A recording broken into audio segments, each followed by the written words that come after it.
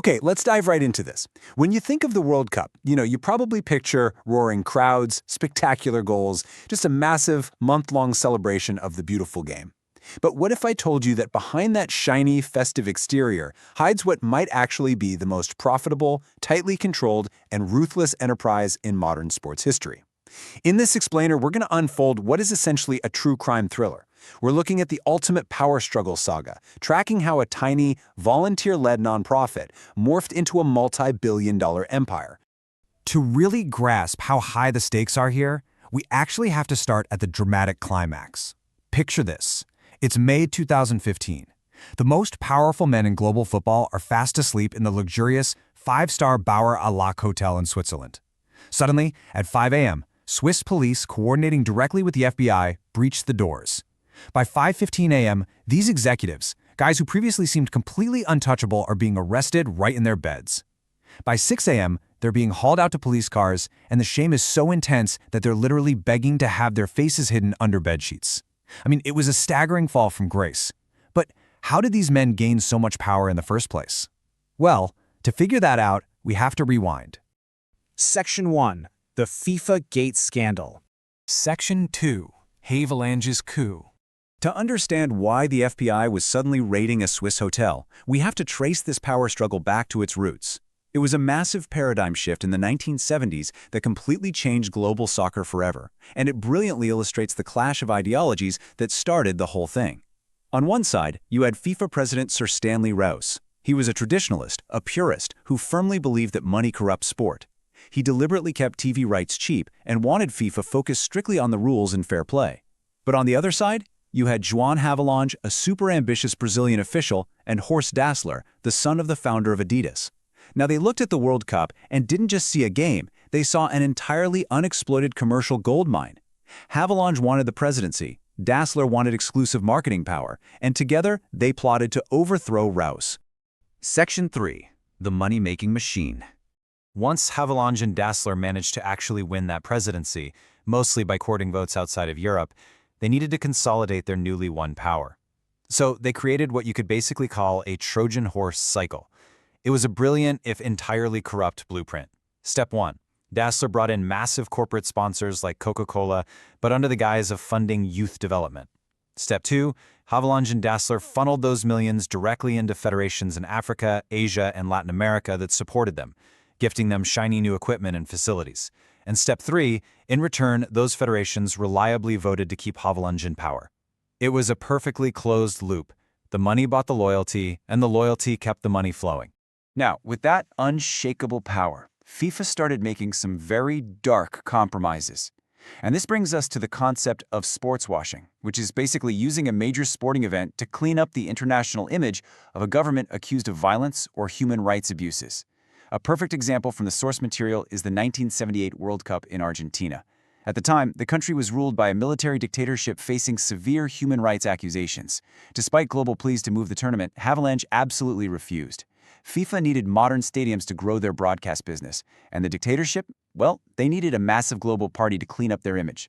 The result was a spectacular tournament that left the host nation with a massive $500 million debt, while FIFA walked away richer. Section 4. Selling the World Cup. Under Havelange's successor, Joseph Blatter, the power struggle shifted from just securing sponsorships to essentially selling the hosting rights of the tournament to the absolute highest bidder. And amazingly, it was an absurd clerical error that eventually brought the FBI to FIFA's doorstep. Get this. In 1997, Dassler's marketing company, ISL, meant to send a routine $1.5 million payout to a secret Cayman Islands account controlled by a FIFA executive. But somebody hit the wrong button, and the money accidentally landed in an official FIFA bank account. Joseph Blatter, who was general secretary at the time, quickly had the money rerouted to cover it up. But the damage was done. The paper trail was created, and years later, when ISL went bankrupt, that single $1.5 million mistake gave international investigators the exact thread they needed to start pulling the whole sweater apart. So, despite investigators actively circling, FIFA's leadership reached the absolute peak of their hubris by deciding to award 2 World Cups, 2018 and 2022, at the exact same time. Why? Well, because a lot of aging executives wanted to cash in twice before retiring. The results completely defied logic. Russia won 2018, and interestingly enough, the computers used by their bid team were later destroyed with hammers, officially called an accident, of course. Then Qatar, a nation with extreme summer heat and literally no existing stadiums, won 2022 against all odds. According to the sources, this was heavily influenced by a massive political trade-off involving a $7 billion deal where Qatar agreed to buy French fighter jets and invest in the Paris Saint-Germain soccer club, effectively securing crucial European votes. So, the crucial point here is the sheer scale of what happened next. $220 billion. Let that sink in. That is what it cost Qatar to build the stadiums, the roads, entire cities from scratch for the 2022 World Cup. And this came with a severe human cost. The source material notes that hundreds of thousands of foreign laborers were brought in under the kafala system. This system restricted their ability to change jobs or leave the country, which led to severe abuses and, tragically, numerous reported deaths due to extreme working conditions. And the financial return on that massive $220 billion investment? Just $1 billion in estimated tourism revenue for the host nation. To put that in perspective, that is less than a 0.5% return on investment for the country actually throwing the party.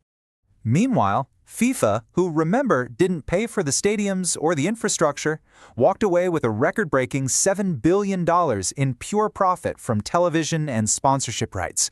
And, exactly as per their demands, that money is entirely tax-free. Section 5. Fall and New Era. Because eventually, as we saw with that 2015 hotel raid, the music had to stop. Or did it? Incredibly, Joseph Blatter survived that initial FBI raid simply because he carefully avoided traveling to the US.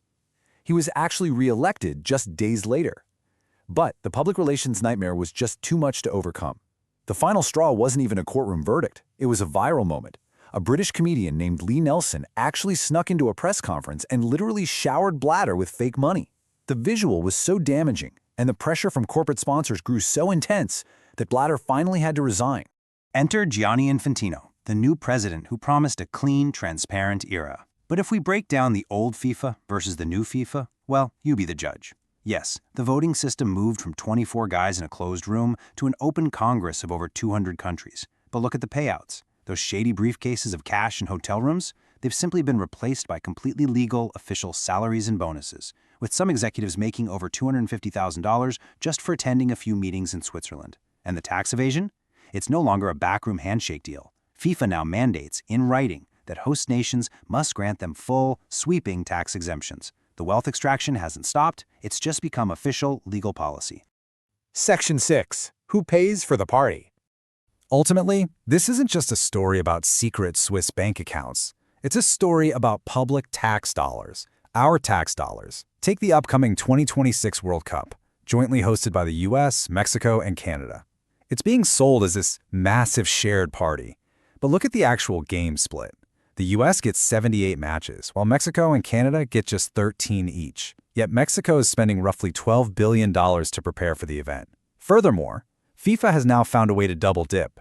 They don't just keep the initial ticket revenue anymore, they now control the official resale market, taking up to a 30% cut if a fan resells their ticket. So they win coming and going, while the host nations foot the bill for the infrastructure. But, it hasn't always been this way. Back in the 80s, Colombia was actually set to host the 1986 World Cup, but when FIFA handed them a massive list of impossible demands, new airports, massive stadiums, sweeping tax exemptions, the Colombian president, Belisario Betancourt, stood up and said, "Here in the country, we have many things to do, and there's no time to attend to the extravaganzas of FIFA and its partners." Colombia became the first and really the only nation to officially hand the World Cup back, completely refusing to fall into the debt trap.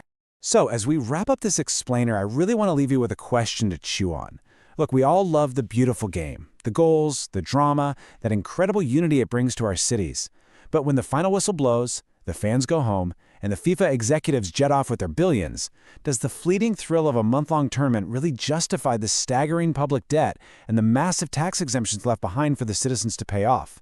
It's a heavy question, but definitely an important one to think about the next time you tune in to watch the world play.